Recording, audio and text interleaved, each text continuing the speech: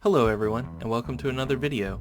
Today we are going to be talking more about the women's movement of the 1840s, and we are going to talk about an important meeting called the Seneca Falls Convention. So let's go ahead and get started. Women seek expanded rights. Although many women had became leading reformers and many others entered the workforce, there had still been virtually no progress in women's rights. Real progress began only when two historical trends coincided in the 1830s. First, many urban middle-class northern women began to hire servants to do their housework, allowing these middle-class women more time to think about the society in which they wanted to raise their children. Second, some abolitionist women began to notice some similarities between slavery and the restrictions placed on their own lives. During the 1800s, middle-class women were seen as domestic caretakers and moral guardians of the home. So that's what this picture is supposed to symbolize.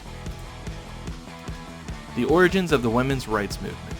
The similarities between the powerlessness of slaves and the powerlessness of women were hard to ignore.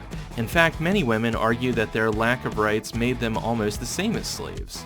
These women, along with a handful of men in the abolition movement, began to work for women's rights. They began the women's movement, a movement working for greater rights and opportunities for women of the early and middle 1800s. This stage of the women's movement lasted throughout the 1800s and into the early 1900s. So this movement is getting started now, but it did not end for a very, very long time. The Seneca Falls Convention. In 1848, Matt and Stanton helped to organize the nation's first women's rights convention in Seneca Falls, New York. Often called the Seneca Falls Convention, the meeting attracted hundreds of men and women. One of the most illustrious participants was Frederick Douglass. The delegates to the convention adopted a Declaration of Sentiments, modeled after the language of the Declaration of Independence. The Declaration of Sentiments was ridiculed, and the convention resulted in few concrete improvements in women's rights. It did, however, mark the beginning of the women's movement in the United States. So this convention, while it attracts a lot of people and a lot of people come to it, it doesn't really get a whole lot of attention. It doesn't really get a whole lot of, and whenever I say it doesn't get a lot of attention, I mean it doesn't get a lot of legal attention. So, I mean, a lot of people come, but not the people that really need to.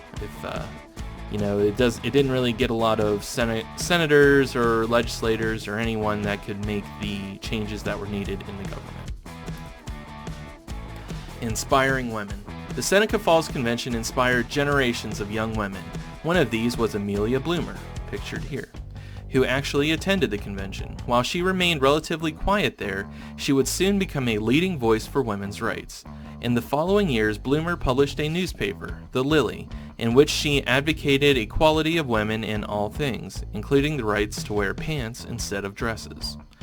Another woman who drew inspiration from the convention was Susan B. Anthony, whose involvement in the temperance and abolition movement led her to work for greater rights for women as well. Anthony would help lead the charge to win in a single critical right for women, the right to vote. This quest for suffrage would prove to be a long, hard fight. Now, that term right there, suffrage means the right to vote. All right, here is a picture that depicts the Seneca Falls Convention in New York in 1848. Women gained some rights. In 1848, the same year as the Seneca Falls Convention, the state of New York passed a law, the Married Women's Property Act, guaranteeing many property rights for women. Elizabeth Cady Stanton had worked hard for its passage. 12 years later, the law was amended to make it more comprehensive. New York's efforts to advance property rights for women would become a model for similar laws in other states in the years to come. By the middle 1800s, American women had laid the foundation for a future in which equality seemed a real possibility. They had become wage earners, they had become reformers, and they had started to voice their call for justice. Okay guys, I know it's a short video, but that's going to be it for today. If you have any questions, you know how to get a hold of me.